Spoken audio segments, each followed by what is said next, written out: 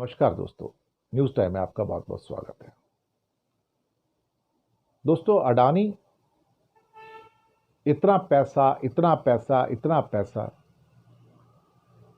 भैया अब तो उस पैसे से वो गॉड को भी खरीद सकता है। खरीद सकता है, खरीद लिया है। खरीद नहीं सकता, खरीद लिया है। इंडिया में तो उसके खिलाफ कुछ होता नहीं। अडानी की टीम अमेरिका में गई हुई है ट्रंप के ऑफिशियल से बात करने के लिए कि भैया कोर्ट केस खत्म करवा दो, सेटलमेंट करवा दो। कमाल है साहब। Trump administration is talking to the team of a criminal, Adani, who has taken 2,200 crore from American people and gave the bribe in this country to some of the maybe chief ministers and his people in some states. और वहां जाके उनकी team, Trump की team Adani की team से बात कर रही है।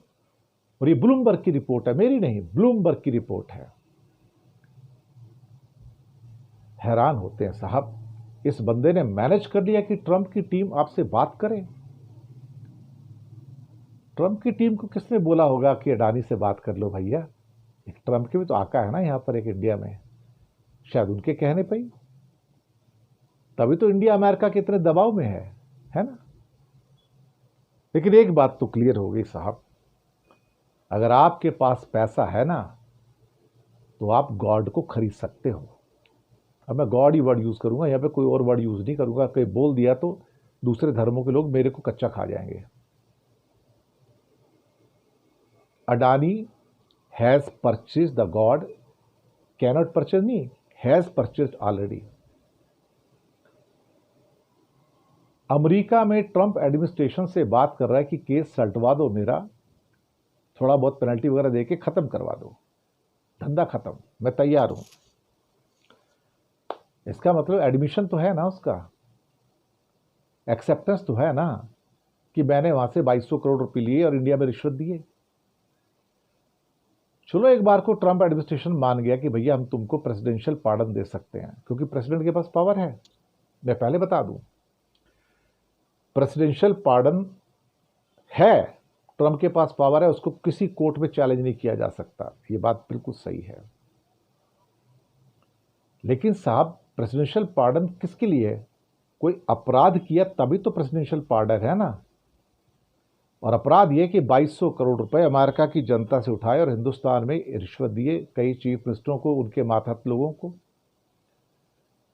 तो अब सवाल ही पैदा होता है कि अगर वहां पर उसको प्रेसिडेंशियल पार्डन मिलता है या सेटलमेंट मिलता है अमेरिका में ट्रंप एडमिनिस्ट्रेशन के द्वारा, जैसा कि प्रतीत हो रहा है ब्लूमबर्ग की रिपोर्ट के मुताबिक, तो ये तो एक्सेप्टेंस है कि उसने उस पैसे का उपयोग इंडिया में रिश्वत के लिए किया।